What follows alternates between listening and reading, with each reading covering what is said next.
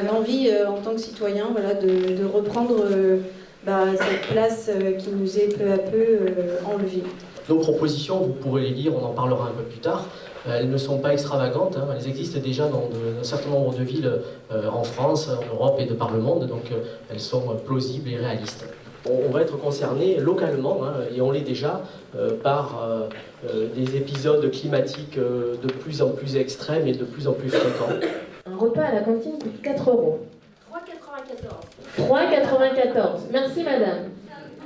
Donc l'objectif phare pour la restauration scolaire, donc notre premier objectif, c'est de rendre possible une alimentation 100% bio, fournie essentiellement par des producteurs locaux, pour que tous les enfants profitent d'une nourriture saine.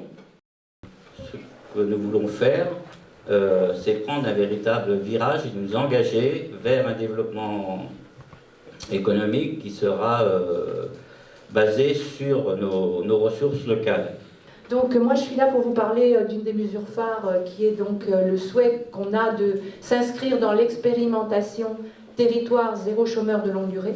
La base c'est quoi? C'est qu'on constate que quand on a des chômeurs de longue durée, ça coûte cher, ça coûte de l'argent. Et puis pour les personnes, c'est le moins qu'on puisse dire, c'est très compliqué.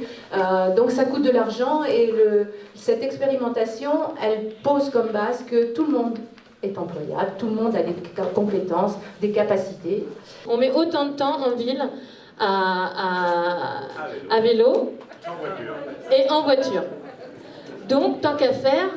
Le bilan concernant les mobilités douces de la municipalité sortante est assez navrant, consternant. Alors je prends l'exemple du vélo.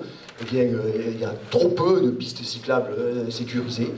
Des conseils de jeunes par quartier, et qui seront vraiment des laboratoires d'expérimentation démocratique, où là, c'est un des principes de l'éducation populaire, c'est d'accompagner les jeunes, voilà, et de ne pas leur dire ce qu'ils ont à penser ou à faire.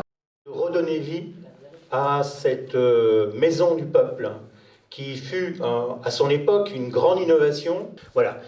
La question de la rénovation est donc engagée. Certainement, ça va coûter beaucoup d'argent, donc il va falloir consulter les études, il va falloir y réfléchir, mais dès à présent, sans même attendre une rénovation, il est possible de le faire revivre. L'idée, ce serait de promouvoir les maisons médicales et autre chose, créer à Châteauroux des centres municipaux de santé, ce qu'on n'a pas. C'est créer la structure, certes, les bâtiments, mais aussi tout ce qui va être les tâches administratives, qui constituent jusqu'à 30% du travail d'un médecin généraliste. C'est des secrétaires qui sont des fonctionnaires de la municipalité.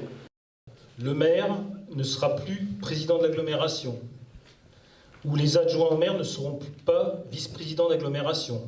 Nous proposons aussi, durant le mandat, d'expérimenter une rotation de responsabilité entre le maire, le premier et le deuxième adjoint. Ce qu'on veut, c'est multiplier les zones de végétation dans la ville et créer des continuités écologiques entre elles pour faire un espèce de grand maillage vert dans Châteauroux. Donc là, il s'agit de débitumer des espaces pour pouvoir les revégétaliser.